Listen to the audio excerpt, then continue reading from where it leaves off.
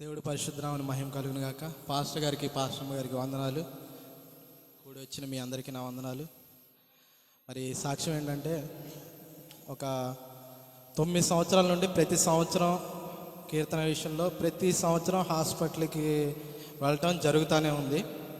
మరి ఈ సంవత్సరం అసలు ఒక్కసారి కూడా హాస్పిటల్కి వెళ్ళి జాయిన్ అవ్వడం అనేది కీర్తన విషయంలో జరగలేదు. మరి దాన్ని బట్టి నేను దేవుణ్ణి ఎంతగానో స్తుతిస్తున్నాను. అంతా అయిపోతుంది, సంవత్సరం అయిపోతుంది అనుకున్న టైంలో మరి మా ఎనోష్కి సడన్గా జ్వరం వచ్చింది. 2 రోజులు హాస్పిటల్లో తీసుకెళ్ళాము. మరి తగ్గలేదు జ్వరం. టెస్టులు చేయించాం. టెస్టులు చేపిస్తే అందులో టైఫాయిడ్ ఉంది, తర్వాత నిమ్ము ఉంది, తర్వాత కడుపులో ఇన్ఫెక్షన్ ఉంది, తర్వాత ప్లేట్లెట్స్ పడిపోయాయి అని ఉంది. ప్లేట్లెట్స్ ఎంత దారుణంగా పడిపోయాయంటే 1,00,000కి వచ్చేసాయి.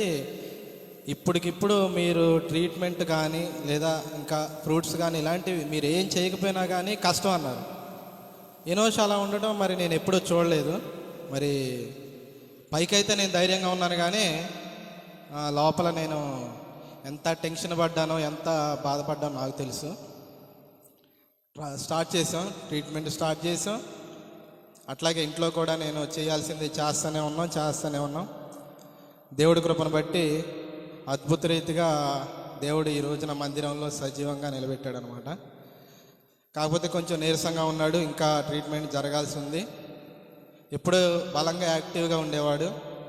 మరి మాకైతే వాడు అలాగా పడుకుండిపోయి అసలు లేవలేని స్థితిలో ఉన్నప్పుడు మాకు ప్రతి పని ఇంట్లో వాడే చేసేవాడు అనమాట. ఏదైనా కానీ అసలుకి ఆ పిల్లల్ని చూసి కానీ ఈ పిల్లల్ని చూసి కానీ వాళ్ళు అలా ఉంటున్నారు, వాళ్ళు అది కొనుక్కుంటున్నారు అనేది కాకుండా, నాన్న నీ దగ్గర డబ్బులు కొన్నే ఉన్నాయి కదా, దానికి తగ్గట్టుగానే కొనుక్కుందాం అనే మనస్తత్వం. అదేవిధంగా ఉన్న స్తోమతకి తగినట్టుగా బతికే మనసును దేవుడు నా కొడుకు అనుగ్రహించాడు ఈ వయసులోనే. అదే రీతిగా చెల్లిని ఒక అన్నలాగా, ఒక తండ్రిలాగా ఈ వయసులో ఏ విధంగా చూసుకోవాలో కూడా అలవాటు చేసుకున్నాడు. దేవుడు అట్టి జ్ఞానాన్ని ఇచ్చాడు. అందుని బట్టి వందనాలు. నేను ఎప్పుడు దేవుణ్ణి బాప్తీసం తీసుకొని ఇప్పుడు 6 సంవత్సరాలు అయిపోయింది. 7వ సంవత్సరంలోకి ఎంటర్ అవుతున్నాం. దేవుడు నాతో మాట్లాడాడు స్టార్టింగ్లోనే, బాప్తీసం తీసుకుంటే శ్రమలు వస్తాయి, దాదాపు నువ్వు ఒక 6 సంవత్సరాలు శ్రమలు పడాలని, కాలం పరిపూర్ణమైన తర్వాత నీకు ఈ శ్రమలు తొలగిపోతాయి అన్నాడు. నేను ఎప్పుడు, ప్రభువా ఈ శ్రమలు ఏంటి, నన్ను ఎందుకు ఈ విధంగా నలిపేస్తున్నావు, ఈ శ్రమల్లో నన్ను ఎందుకు ఈ విధంగా నన్ను అసలుకి బాగా నలిపి నన్ను ఇట్లా చేస్తున్నావు, నేను బతకాలా వద్దా అని నేను దేవుడిని అడిగినప్పుడు ఒకే ఒక మాట చెప్పి దేవుడు నా నోరు మూయించేవాడు. శ్రమల్లో ఉన్నవారులారా ఒక్కసారి ఈ వాక్యం చూడండి. 1 పేతురు 5వ అధ్యాయం 10వ వచనం. తన నిత్య మహిమకు యేసుక్రీస్తునందు మిమ్మను పిలిచిన సర్వకృపానిధియగు దేవుడు కొంచెము కాలము మీరు శ్రమ పడిన పిమ్మట తానే మిమ్మను పరిపూర్ణునిగా చేసి బలపరిచి స్థిరపరచును. శ్రమలు కొంతకాలమే. నేను ఎప్పుడు శ్రమల గురించి మాట్లాడినా కానీ దేవుడు ఈ విషయం మాట్లాడి దేవుడు నా నోరు మూయించాడు.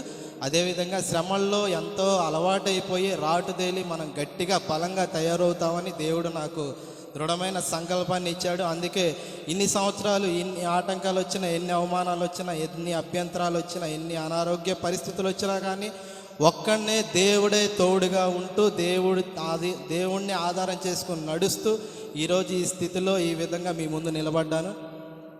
ఏదేమైనప్పటికీ నేను ఏ స్థితి కలిగి ఉన్నా కానీ అది దేవాతి దేవుడికే మహిమ, ఘనత, ప్రభావములు యుగ యుగములు కలుగునుగాక. ఈ మాటలు దేవుడు దీవించునుగాక.